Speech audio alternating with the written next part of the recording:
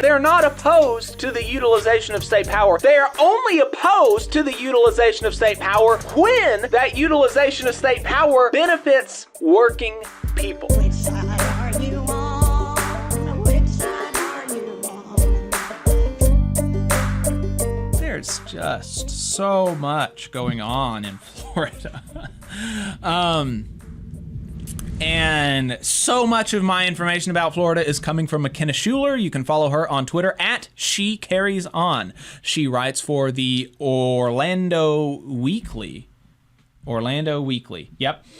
And so definitely recommend following her. Her articles are always really good, always really well sourced, always talking to workers, which is nice to see.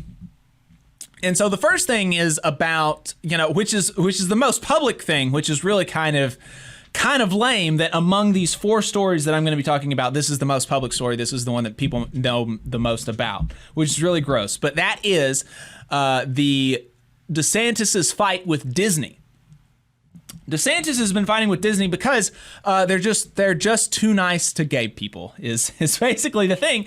And Disney is now fighting back, saying that because the attempt to claw back the special statuses that Disney has in Florida, which exempts them from some regulations or something, gives them kind of special governing authority within their jurisdiction, which is wild.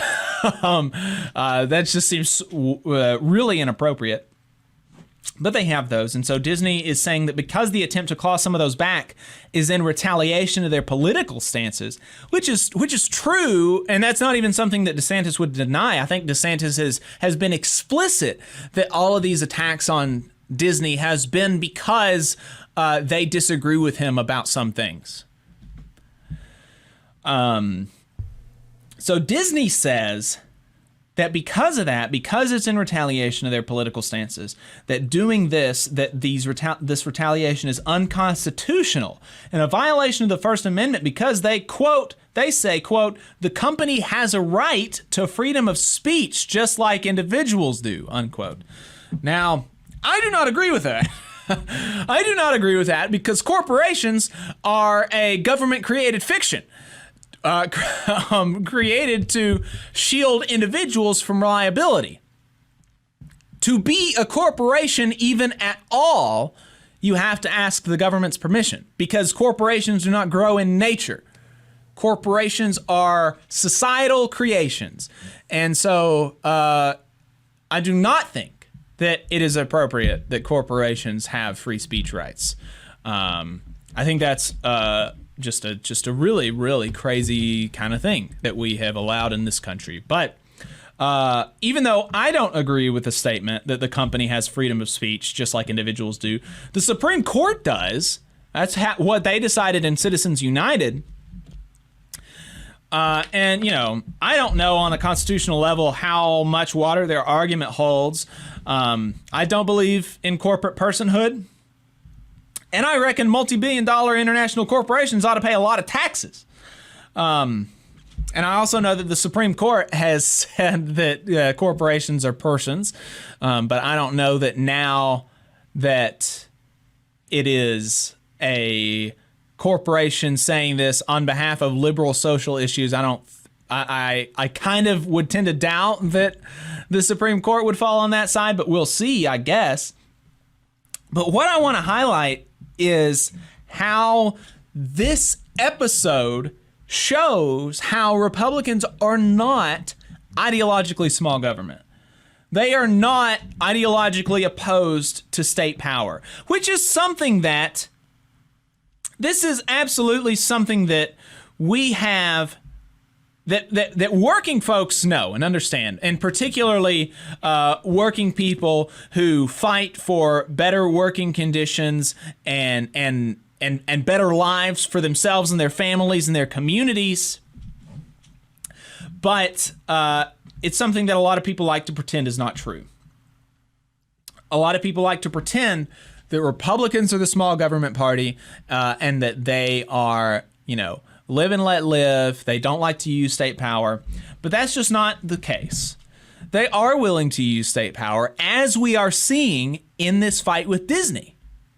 I mean, DeSantis is really leveraging the power of the state of Florida against this corporation.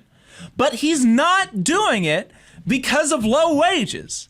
He's not doing it because of unsafe working conditions. He's not doing it because the corporation is infringing on their workers' actual constitutional rights to freedom of speech and freedom of association. So he's not doing this. He's not trying to raise more taxes from Florida because they want to pay for more constituent services, because they want to ensure that more people are better taken care of by the state of Florida. Ronald DeSantis is using state power because he reckons this corporation is a bit too nice to the gays. And that's just really freaking gross.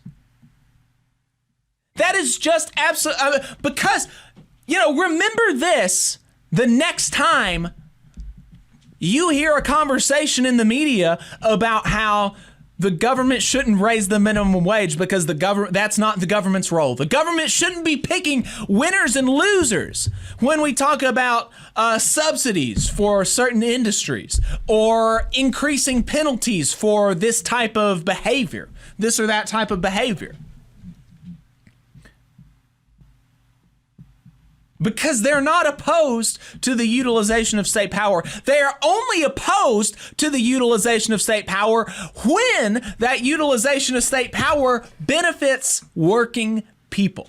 If we're talking about using state power to raise wages, to make working conditions safer, to empower workers to fight for themselves, to make sure that tenants are not abused by their landlords, then they're like, oh no, small government, small government, small government. We can't do this because that's the private sector. It's totally different. We can't do that. It's not right. We got to be you gotta abide by the free market. But here they're willing to do this because this corporation is just a bit too gay friendly. I mean, it's just really, really freaking gross. Yeah, I mean, it really speaks to like that essential contradiction within the right wing in this country and in general. But at the end of the day, they are for capital, by capital, of capital, but their social reactionary ideas sometimes butt up against capitalism. And so here's a classic case here where, ordinarily DeSantis and his ilk would, gladly give Disney all the tax breaks they want, the low taxes and subsidies and anything else, overlook any safety issues, turn a blind eye to any malfeasance, right? Because that's generally how they operate is, they're on the behalf of corporations. But, from time to time, these socially reactionary kind of ideas butt up against that. And sometimes you also see sort of a bourgeoisie, petty bourgeoisie kind of conflict as well, right? And I think that's sort of what's contained within the right wing, those contradictions. And sometimes, like Trump was also an example of that. Some of Trump's policies were not preferred by other elements of the capitalist class. The capitalist class is not fully united. They're united in trying to make lives worse for working people, of course, but how that plays out can differ. And there are different factions within the capitalist class. And, there's a certain strain of reactionary politics in this country that is willing to butt up against the interest of capital from time to time. But as you said, not to help people, but to further divide people. And it seems to me that the right wing in this country has really seized on trans folks as the new punching bag. In the 2000s, it was the gays. Of course, immigrants have always been a punching bag of the right. But, they have, over time, they have swapped enemies. So in the 2000s, it was the gays and the Muslims that we were supposed to be scared of, that we were supposed to, allow the government to discriminate against. Now it's trans folks, because we're talking about 1-2% of the population, a very small amount of people that they can easily bully and rile people up in opposition to. They can cater to some of the worst elements of our society and some of the worst ideas of our society, and just cater to bigotry to try to get votes. And it's really sickening, just sickening. You know, at no point would I ever be inclined to defend a mega corporation like Disney.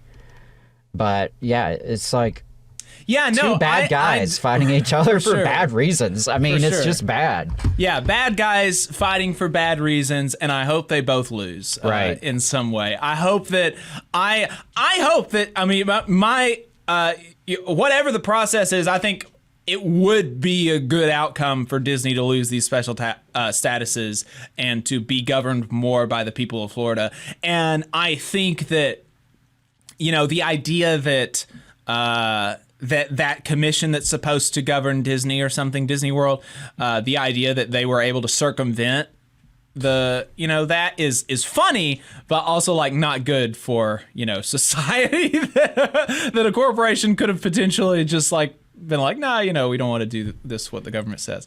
So, you know, ideally what would happen is that they lose their special status, they pay more taxes, but also somehow they're able to politically weaken DeSantis and, I don't know, like make him cry and become irrelevant or something. I don't know. So we'll see what happens. We're probably not going to update you anymore, but on that story. But it is, you know, it is what's the word? Archetypal. It is archetypal of the of the reactionary right, and their willingness to fight corporations, but not actually for workers or good right. They occasionally will fight them, but for the wrong reasons. And you know, we see that with Alabama a lot of times, where folks will say, "Oh, you know, Alabama is so backwards that it's actually hurting our ability to recruit businesses." There are some corporations who are, you know, hesitant to come to a state that is so socially reactionary, that embraces bigotry as public policy. And, you know, so that's something that, you know, Alabama Republicans have to debate amongst themselves. Like, okay, we want to do the bigotry, but we want the profit making too. So which one's going to win out, you know? You just saw a clip from the Valley Labor Report. We are live every Saturday morning from 9:30 a.m. till 12:30 p.m. And we pride ourselves on keeping all of our content free to everybody so that we can talk to as many working folks as possible. If you support the work that we're doing, you think that it's important, you think that it's good, then consider making a monthly contribution to the project, and you can do that on our website, tvlr.fm.